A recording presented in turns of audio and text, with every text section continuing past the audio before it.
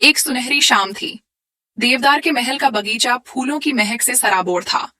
उस बगीचे में लकड़ी के झूले पर राजकुमारी गुल सनोबर हवा के साथ झूल रही थी। उसकी हंसी हवा में तैर रही थी, मानो फूलों ने भी उसकी खुशी में मुस्कुराना शुरू कर दिया हो।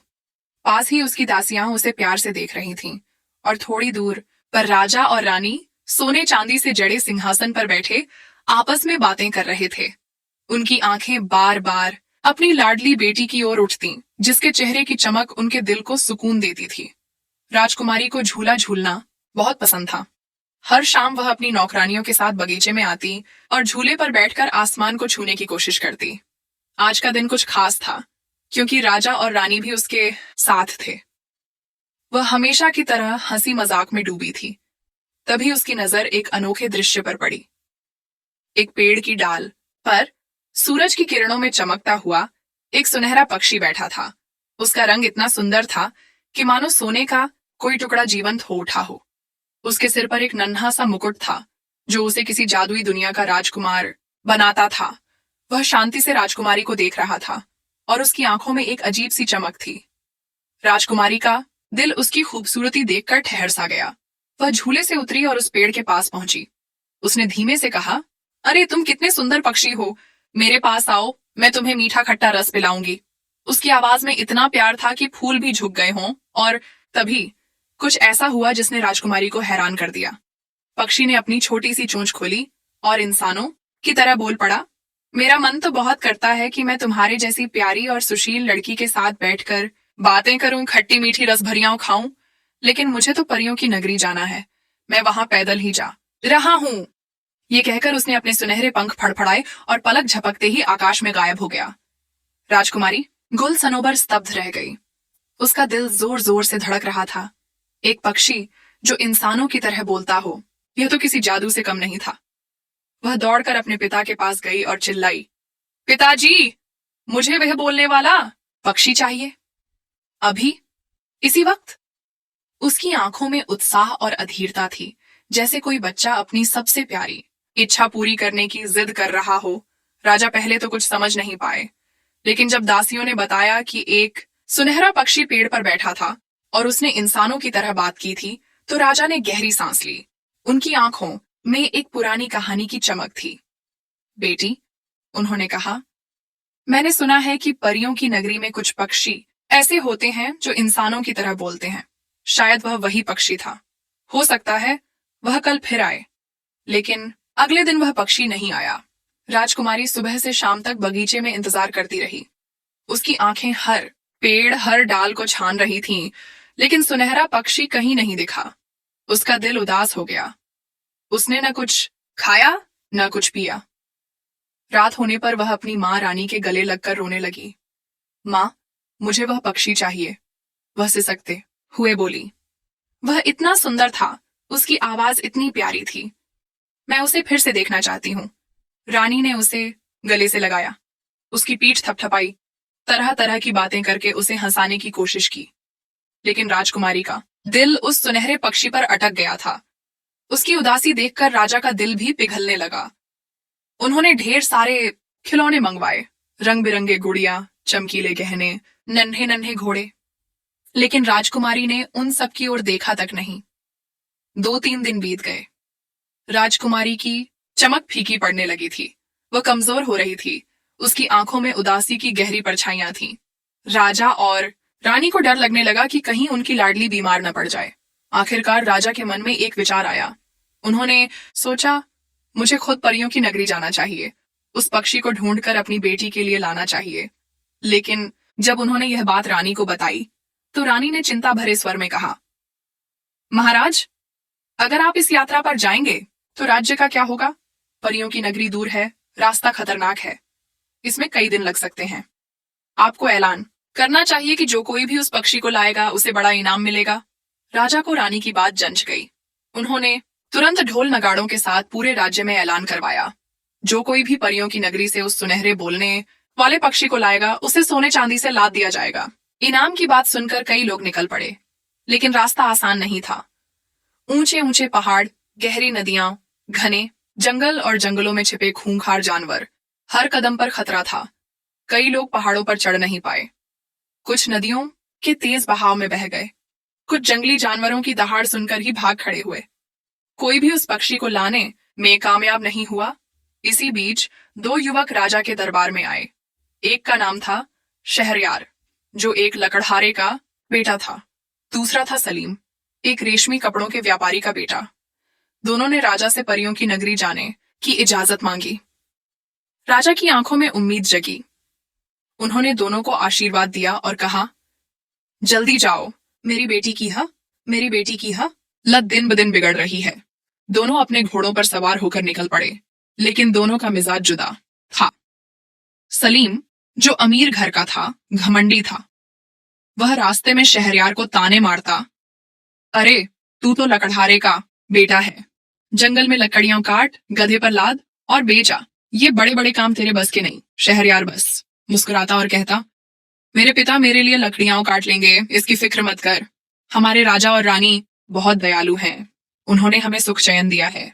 आज उनकी बेटी दुखी है तो हमारा फर्ज है कि उनकी मदद करें। मुझे इनाम की लालच नहीं, बस राजकुमारी को खुश देखना चाहता हूं। वे बातें करते करते एक खुले मैदान में पहुंचे। वहां एक बड़े पेड़ के नीचे एक बूढ़ा दंपति बैठा था। शहरयार और सलीम को आते देख बूढ़ा खड़ा हुआ और हाथ उठाकर उन्हें रुकने को कहा। सलीम को गुस्सा आ गया। अरे बूढ़े, क्या तू पागल है जो हमारा रास्ता रोक रहा है? उसने घोड़े पर बैठे बैठे ही बूढ़े को धक्का दे दिया। बेचारा बूढ़ा जमीन पर गिर पड़ा। उसकी पत्नी चीखी और उसे उठाने की कोशिश करने लगी। सलीम ने पलट कर भी नहीं देखा और घोड़ा दौड़ा दिया। लेकिन शहरयार का दिल पिघल गया। वह तुरंत घोड़े से उतरा, बूढ़े को उठाया और पूछा, बाबा, आपको चोट तो नहीं लगी? उसकी आवाज में इतनी गर्मी थी कि बूढ़े की आंखें भर आईं। बूढ़ा कराहते हुए बोला, उस निर्दयी को धिक्कार है। अगर मुझे पता होता कि वह ऐसा है तो मैं उसे कभी न रोकता। शहरयार ने मुस्कुराकर कहा, उसे छोड़िए। बाबा, बताइए मैं आपकी क्या मदद कर सकता हूँ? बूढ़े ने बताया कि वह और उसकी पत्नी अपनी बहन के घर से लौट रहे थे। उनका गांव कुछ दूर था, लेकिन वे बूढ़े हो चले थे। पैरों में ताकत नहीं थी और भूख भी सता रही थी। अगर तुम हमें अपने घोड़े पर गांव तक पहुंचा दो तो बड़ा उपकार होगा, बूढ़े ने कांपती आवाज में कहा। शहरयार ने तुरंत अपनी थैली खोली, जो उसकी मां ने प्यार से भरी थी। उसने रोटियां और सूखे फल बूढ़े दंपति को दिए। जब वे खा चुके तो उसने दोनों को अपने घोड़े पर बिठाया और खुद पैदल लगाम थामे गांव की ओर चल पड़ा। रास्ते भर बूढ़ा दंपति उसकी तारीफ करता रहा और उसकी पत्नी उसे आशीर्वाद देती रही। शाम ढलते ढलते वे गांव पहुंचे। बूढ़े ने शहरयार को रात उनके घर रुकने को कहा, क्योंकि रात में जंगल का रास्ता खतरनाक था। शहरयार मान गया। रात के खाने के बाद बूढ़े ने पूछा, बेटा, तू कहाँ जा रहा है? क्या बात है? शहरयार ने सारी कहानी सुना दी। राजकुमारी की उदासी, सुनहरा पक्षी और परियों की नगरी की उसकी खोज। बूढ़ा गहरी सोच में डूब गया। फिर उसने कहा, परियों की नगरी में कुछ अनोखे पक्षी हैं जो इंसानों की तरह बोलते हैं। वहां पहुंचने के 2 रास्ते हैं। एक लंबा और खतरनाक है, पहाड़, नदियां, जंगल, सब कुछ। दूसरा रास्ता छोटा और सुरक्षित है। तेज घोड़े पर 1 घंटे में वहां पहुंच सकते हो। अगली सुबह बूढ़े ने शहरयार को छोटा रास्ता समझाया। जाने से पहले उसने अपने बगीचे से पके हुए अमरूद तोड़े, उन्हें एक थैली में डाला और कहा, परियों की नगरी के पक्षी अमरूद बहुत पसंद करते हैं। वहां ये फल नहीं मिलते, इसलिए वे इंसानों की दुनिया में आते हैं। ये अमरूद रख ले, इनकी खुशबू पक्षियों को तुम्हारी ओर खींच लाएगी। शायद उनमें वही बोलने वाला पक्षी भी हो। शहरयार ने अमरूद ली, बूढ़े का शुक्रिया अदा किया और निकल पड़ा। रास्ता सचमुच सुंदर था। दोनों तरफ हरी हरी घास, बीच बीच में फूलों के झुरमुट। उसका घोड़ा हवा की तरह दौड़ रहा था। जल्द ही वह परियों की नगरी पहुंच गया। वहां का नजारा देखकर उसकी आंखें चौंधिया गईं। चारों ओर रंग बिरंगे पंखों वाली परियां उड़ रही थीं। बाजारों में चहल पहल थी। कहीं नाच गाना, कहीं जादुई सामान बिक रहा था। एक मैदान में भीड़ जमा थी, जहां 2 विशालकाय लोग नौकायन कर रहे थे। शहरयार का मन हुआ कि वह भी देखे, लेकिन उसने वक्त बर्बाद न करने का फैसला किया। वह सीधा एक बगीचे की ओर बढ़ा, जहां ढेर सारे पक्षी उड़ रहे थे। वहां छोटे बड़े रंग बिरंगे पक्षी मधुर स्वर में चहक रहे थे, लेकिन कोई भी इंसानों की तरह नहीं बोल रहा था। शहरयार का मन थोड़ा बैठ गया, लेकिन उसने हार नहीं मानी। वह हरी घास पर बैठ गया, एक कपड़ा बिछाया और उस पर अमरूद के टुकड़े रख दिए। अमरूद की खुशबू हवा में फैली और देखते देखते ढेर सारे पक्षी वहां आ गए। वे अपनी नन्ही चोंचों से अमरूद खाने लगे और उनकी चहचहाहट से बगीचा गूंज उठा। शहरयार ने धीमे से पूछा, क्या तुम में कोई इंसानों की तरह बोल सकता है? लेकिन जवाब में सिर्फ चहचहाहट मिली। वह समझ गया कि ये वो पक्षी नहीं है। अमरूद खत्म हुए और पक्षी चहकते हुए उड़ गए। शहरयार का दिल भारी हो गया। क्या उसकी मेहनत बेकार चली जाएगी? तभी आकाश से एक सुनहरा पक्षी नीचे उतरा। उसके पंख सूरज की किरणों की तरह चमक रहे थे और सिर पर वही नन्हा सा मुकुट था। वह शहरयार के सामने बैठा और बोला, माफ करना, मैं थोड़ा देर से आया, सारे अमरूद खत्म हो गए। शहरयार की खुशी का ठिकाना न रहा।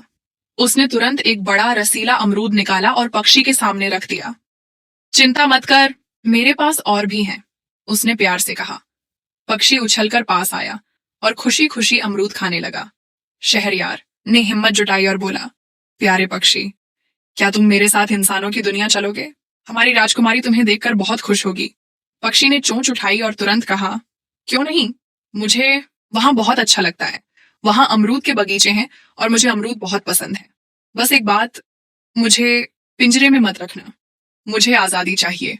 शहरयार ने मुस्कुराकर कहा, हमारी राजकुमारी तुम्हें बहुत प्यार करेगी। मैं उससे कहूंगा कि तुम्हें कभी पिंजरे में न रखे। वह तुम्हें देखकर रो रही है, उसने खाना पीना छोड़ दिया है? पक्षी ने सिर हिलाया।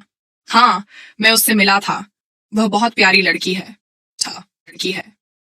ठीक है, मैं चलूंगा।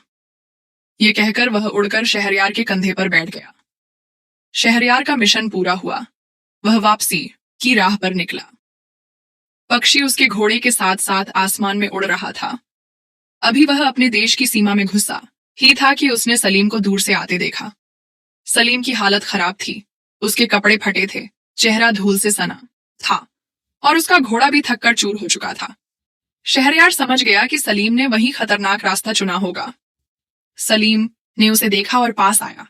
शहरयार ने पूछा, क्या हुआ दोस्त? सलीम ने सिर झुकाकर कहा, मैंने इनाम के लालच में गलती की। रास्ता इतना खतरनाक था कि मैंने मुश्किल से जान बचाई। शहरयार ने अपनी कहानी सुनाई, कैसे उसने बूढ़े दंपति की मदद की और कैसे उनकी सलाह ने उसे पक्षी तक पहुंचाया। सलीम ने उत्सुकता से पूछा, वह पक्षी कहाँ है? शहरयार ने आसमान की ओर इशारा किया। सलीम ने देखा, एक सुनहरा पक्षी उनके सिर के ऊपर मंडरा रहा था। तभी पक्षी चिल्लाया, शहरयार जल्दी कर, अंधेरा होने वाला है। शहरयार ने सलीम को अलविदा कहा और घोड़ा दौड़ा दिया। सलीम उसे जाता देख उदास हो गया। उसने मन ही मन सोचा, अगर मैंने उस बूढ़े के साथ बुरा बर्ताव न किया होता तो शायद मुझे भी यह पक्षी मिल जाता।